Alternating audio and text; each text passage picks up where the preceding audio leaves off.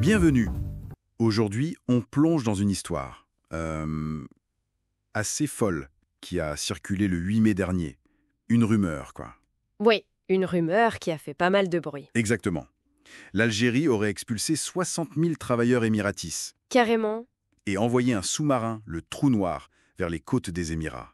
Ça a explosé sur X, via des comptes comme @Mouna Boussamra, @XXD-DASXX, des centaines de milliers de vues. C'est devenu viral très vite. Voilà. Donc, notre mission, si on peut dire, c'est de démêler le vrai du faux.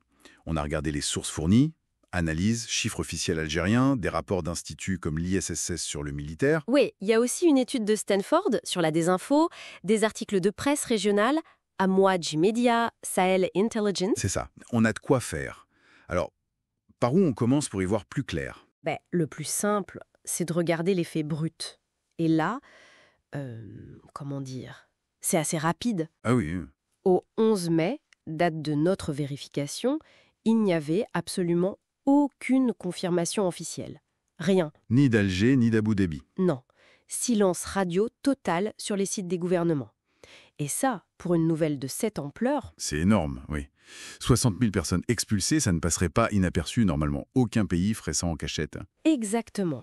C'est le premier gros signal d'alerte.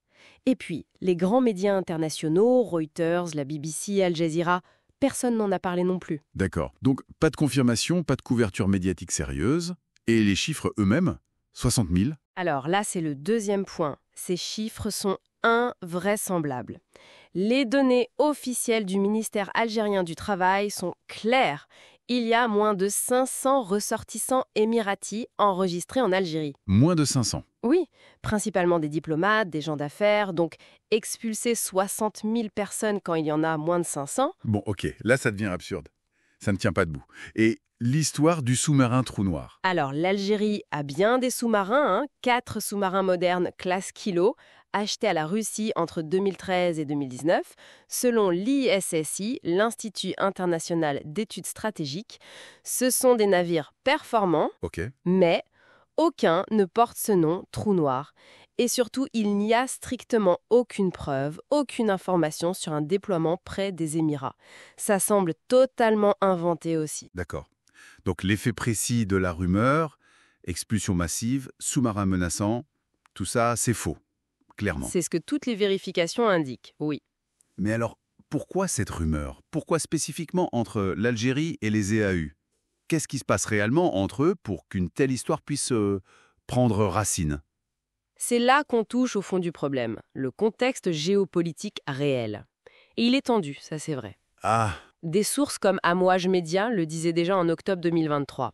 Les relations sont difficiles depuis des années. Il y a des désaccords profonds sur la Libye, sur la normalisation avec Israël. et la question du Maroc, j'imagine. Le rapprochement EAU-Maroc? Exactement. C'est un point de friction majeur pour l'Algérie, vu que le Maroc est son grand rival régional. Donc oui, il y a un terreau de tension bien réel. Ce qui explique pourquoi une rumeur, même fausse, peut sembler plausible pour certains. Tout à fait. Et ces tensions ont même grimpé récemment. Début mai 2025, il y a eu un incident sur Sky News Arabia, et suite à ça, des médias algériens ont attaqué très fort les EAU. Attaqué comment?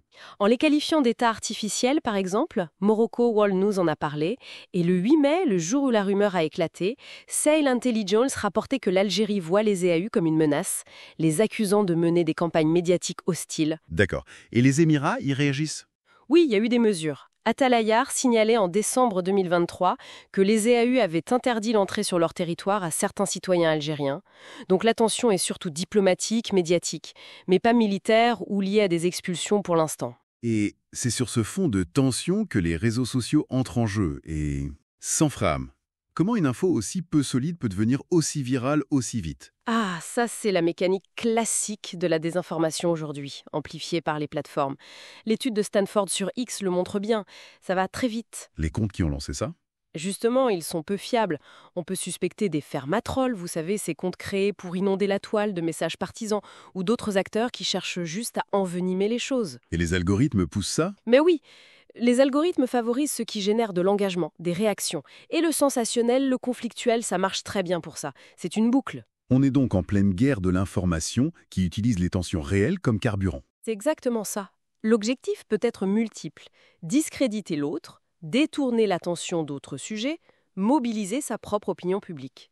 Et ce qui est intéressant, c'est que la forme de la rumeur, l'expulsion, l'action militaire, fait écho de manière extrême et déformée aux vraies tensions et aux accusations qu'on entend dans les médias des deux côtés. Même si c'est faux dans les faits. Oui, mais l'impact sur la perception n'est pas négligeable.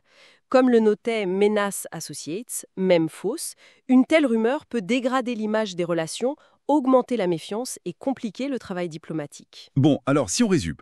Les allégations spécifiques, l'expulsion des 60 000, le sous-marin trou noir, sont infondées si on se base sur les faits vérifiés et les sources crédibles qu'on a examinées. Précisément.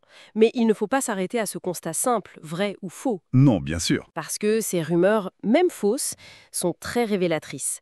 Elles sont symptomatiques des tensions géopolitiques réelles et complexes entre Alger et Abu Dhabi.